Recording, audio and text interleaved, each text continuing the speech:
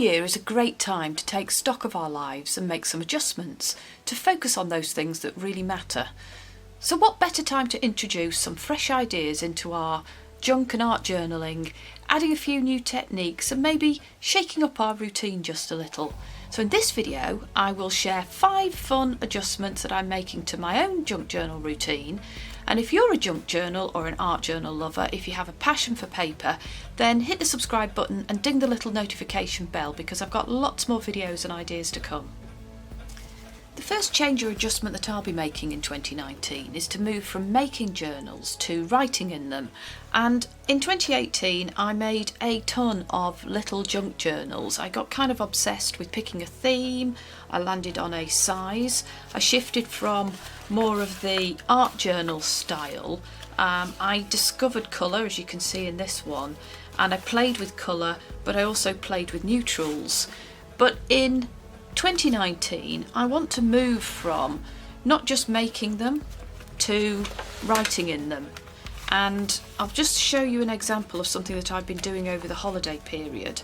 So on this page I've really been enjoying creating a page with some script on it, with a contrast of that gorgeous deep black in the cursive style that I learnt at school, mixing it around the page, and I just sit in an evening and have a go at writing. So my first suggestion is to, if you don't already do it, include in your junk journal routine or your journal routine writing as well as the creation of the journals themselves. It's a really peaceful thing to do, and as you can see I've been mixing it with paper piecing and use of paint, which brings me to my second change that I'll be making, which is to adjust to creating spreads. So as I said, I've made lots of little journals and I've added pieces of paper in them, but what I hadn't been doing is challenging myself to create a spread on a page. So this one I had a go at, and what I really enjoy and get out of this is challenging myself around the composition of the paper pieces on the page, picking some sort of balance so that it isn't all about one little area on the spread. I like to pick a number of colours but stick to a colour theme, and that's really enjoyable. And I like to, and I really enjoy creating a spread which goes with my mood of the moment. So my second suggestion is introduce creating a spread or two into your junk journaling routine. I was keen to do this earlier in the year, and I had a go at some pages, and I really enjoyed more of a journal come bujo bullet journal kind of routine, but I got kiboshed by a puppy that arrived last summer. So I got to a certain stage where I'd created some pages and then it stopped. So I'm going to go back and I'm going to have a go. And I had a go at creating a few pages over the holiday.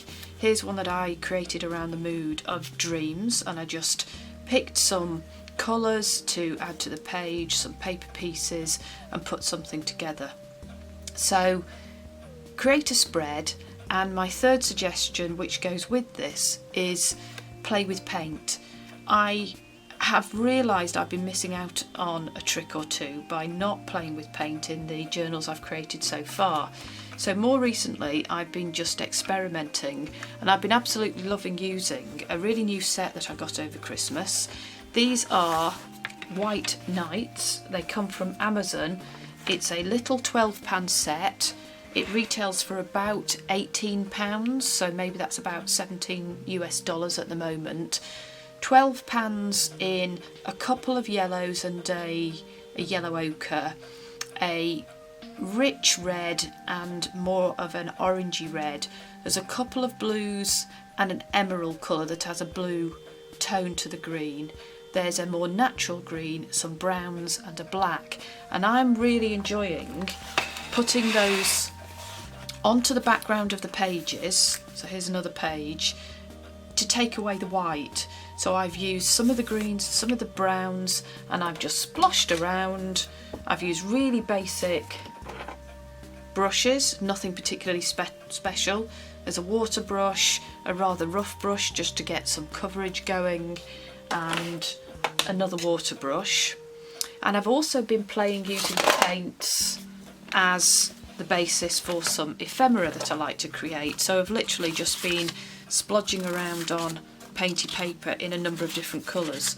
Try to stick to 2 to 3 colours per page, and these will go on to tags, and I'll also rip them up and use them as pages in the background. So third suggestion is use paint. Some of my paints are the 28 pan set that you see a lot of on YouTube, and I think these are Arteza. They came from a local shop, Hobbycraft, and they were about £7. So you can use all different sorts of paints, but my third adjustment is really incorporate paint into the things that I create. And my fourth suggestion came from just playing around and thinking what I enjoyed. So on this page I added a little doodle, and my idea is to incorporate a little bit more doodling into my junk and art journaling. So this is a zebra cactus.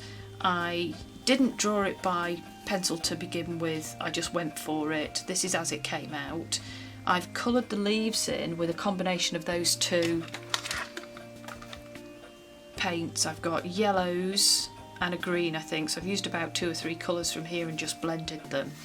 So my idea is to bring a little bit more interest to the page through some doodles, and if you don't have a mastery of doodling, and I certainly don't, then my idea is to steal with pride and learn from those who already know.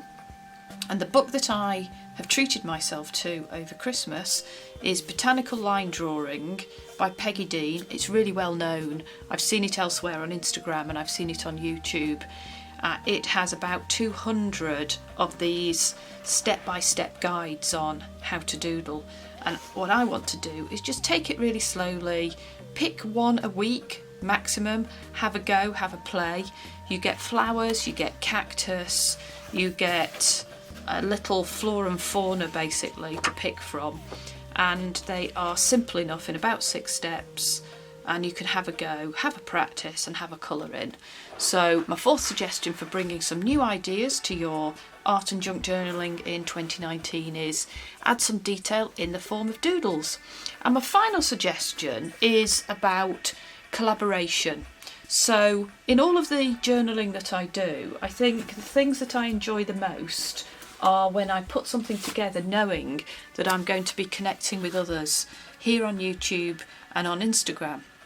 So I'm going to have a go at a January set of prompts, maybe just some of them, that's being set by @MegJournals here on YouTube, and I will provide a link in the description box down below.